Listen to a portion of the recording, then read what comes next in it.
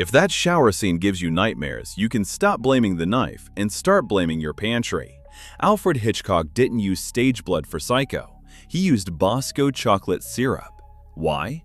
Because on black and white film, the viscosity and deep red-brown of chocolate looked more like a fresh homicide than actual fake blood ever could. It's fitting, really, because if you peel back the bright, crinkly foil of the global chocolate industry, you'll find enough blood, corporate espionage, and environmental carnage to make Hitchcock look like a director of Saturday morning cartoons. Long before it was a Hollywood prop or a $2 impulse buy at the gas station, chocolate was quite literally the currency of empires.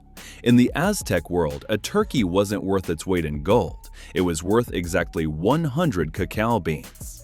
You weren't just eating a treat, you were eating your 401k. But here's the problem. The food of the gods is currently in the middle of a slow-motion climate meltdown. We are watching the extinction of a global addiction in real time. If you don't understand the alchemy of how a bitter jungle fruit becomes a silky bar, you won't understand why your favorite habit is about to become a luxury reserved only for the people who own private islands. Buckle up. We're going deep into the blood, the beans, and the ticking clock.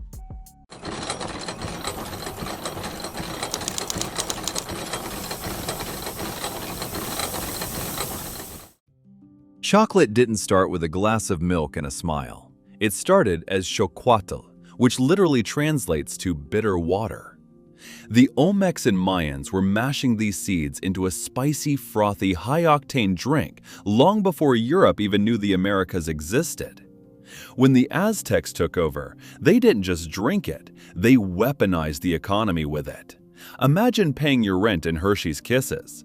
It sounds like a fever dream until you realize that for a common person in the 14th century, these beans were literally more valuable than gold. Gold is just a shiny rock. You can't ferment gold into a divine stimulant that makes you feel like a god before a battle. Then comes the 16th century and the Great Spanish Oopsie. Christopher Columbus actually saw these beans first, but he tossed them aside because he thought they were just weird-looking almonds. He literally threw away the future of the global snack industry. It took Hernán Cortés another 20 years to realize the almonds were actually money. The Spanish brought the beans back to the court, added sugar, heat, and a massive dose of secrecy. They managed to keep the recipe a state secret for nearly a century. If you weren't Spanish royalty, you weren't getting the goods. Eventually, the secret leaked, as all secrets involving addictive stimulants do, leading to the chocolate houses of 17th century London. These were basically the high society version of a modern Starbucks, but with more silk stockings, powdered wigs, and political assassinations. For most of history, you drank your money. It took until 1847 for Joseph Fry in England to realize we could eat the stuff. Before that, chocolate was a high society gatekeeper. To give you an idea of the inflation, in 1893, a Belgian worker would have to sweat through 24 hours of back-breaking labor just to afford one 200-gram block of chocolate. By 1913, mass production slashed that to just 24 minutes of work. We went from luxury for the elite to mass market commodity in a generation. And as we're about to see, that transition cost us everything. Let's have a heart-to-heart about your addiction. You think you love chocolate? The US Army during World War II wasn't so sure they wanted their soldiers loving their rations. They needed energy, not a party. Enter the Logan bar. The Pentagon's requirement for this bar was legendary. It had to provide a massive caloric punch, but taste only slightly better than a boiled potato. Why? Because if it tasted like actual chocolate, the soldiers would eat the whole thing the second they got it, instead of saving it for a life-or-death emergency. So I'm asking you, if your favorite brand tasted like a starchy root vegetable, would you still be reaching for it during your midnight Netflix binge? Or is it the chemistry doing the heavy lifting? Think about that while we look at the literal alchemy required to turn a bean into a bliss molecule.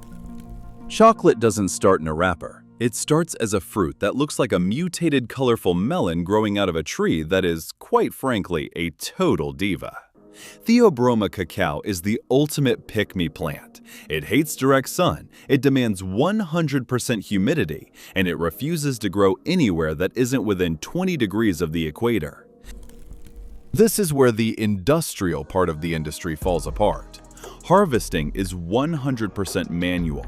Machines are useless here. If you use a mechanical harvester, you'll butcher the tree, which takes 5 years just to grow its first pod.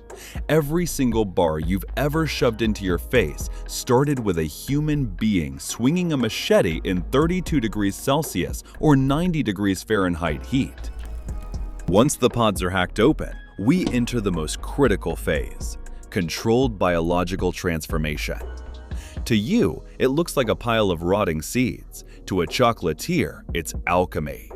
The beans are piled under banana leaves for up to 8 days. The temperature inside that pile rockets to 50 degrees Celsius. That's 122 degrees Fahrenheit. This isn't just a soak. This is where the chemistry happens. Natural microorganisms break down the sugars in the pulp, creating heat that kills the embryo inside the seed. This triggers the Maillard reaction, the same scientific magic that makes a steak taste good or toast smell amazing. Without this sweat phase, chocolate tastes like nothing. It's dead. It has no hertz, no soul, and definitely no aroma. After the beans are sufficiently funky, they're spread out in the sun for 7 to 14 days. We need that moisture content to drop to exactly 6 or 8%. Any higher and the whole batch becomes a science project for mold on the ship over to Europe. Any lower and the beans become too brittle to process. It's a razor-thin margin for a product that ends up in a vending machine. Now we leave the jungle and enter the lab. If you thought the jungle was rough, welcome to the industrial facility, where we take those funky beans and beat the soul out of them. First, we have roasting. And here is the first scandalous revelation. There is a war between industrial and bean-to-bar makers. The big guys, the ones making the cheap stuff, roast at high heat, often over 130 degrees Celsius or 266 degrees Fahrenheit. Why? To hide the fact that they're using low-quality, sometimes moldy Forastero beans. It's the charred steak approach to chocolate. True craft makers, they stay under 110 degrees Celsius or 230 degrees Fahrenheit to preserve the delicate floral notes of the Criollo or Trinitario beans.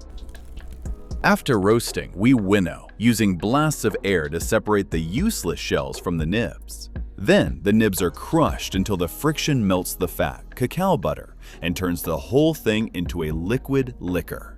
But wait, there's more industrial trickery. Enter alkalization, also known as Dutching.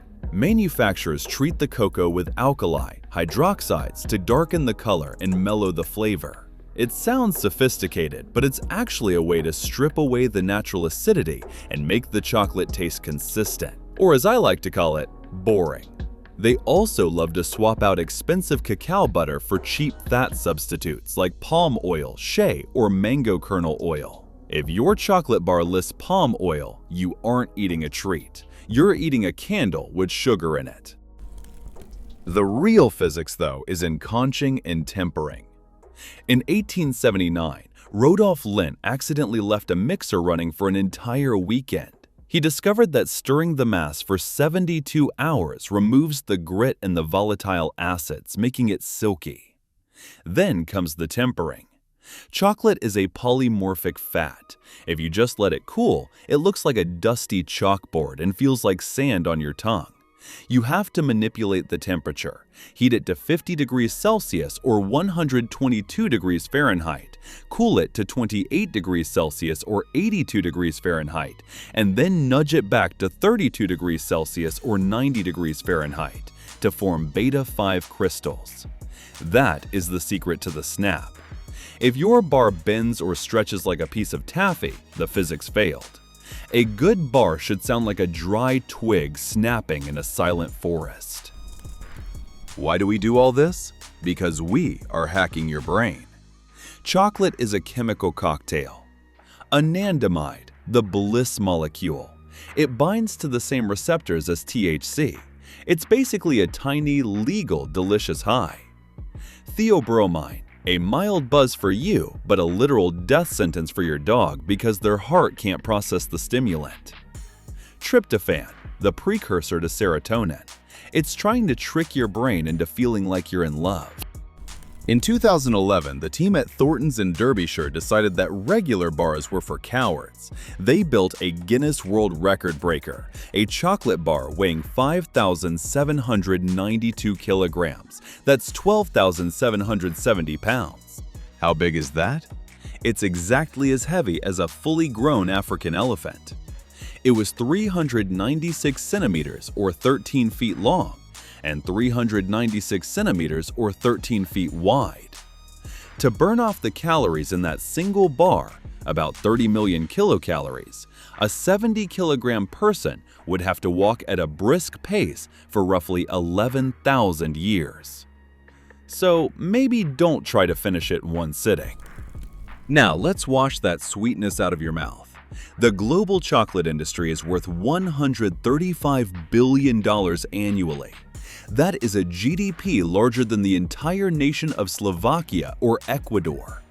It's enough money to buy every person on Earth a decent dinner. Yet the farmers in West Africa who produce 70% of the world's cacao are living on less than the price of a cheap cup of coffee, under $1 a day. In 2001, the giants Mars, Nestle, Cargill signed the Harkin-Engel Protocol. They promised to end the worst forms of child labor by 2005. But here's the kicker. The protocol is voluntary. It's a pinky swear with no legal teeth. The result? 20 years later, it's a catastrophic failure. There are still over 2 million children working in hazardous conditions, swinging machetes that could take a limb off, and carrying sacks of beans that weigh more than they do.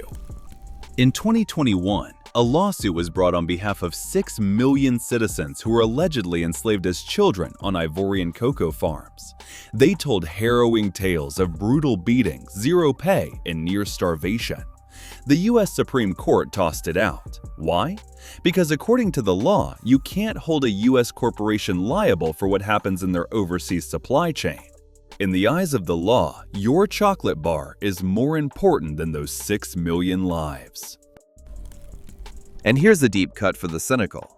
Remember when the internet melted down because Mars changed the shoes on the green M&M from go-go boots to sneakers? Many investigative journalists pointed out that this culture war distraction spiked in the news cycle exactly when those child slavery lawsuits were hitting the courts. It is far easier to get people to argue about a cartoon's footwear than a 10-year-old's forced labor. It's the ultimate marketing sleight of hand.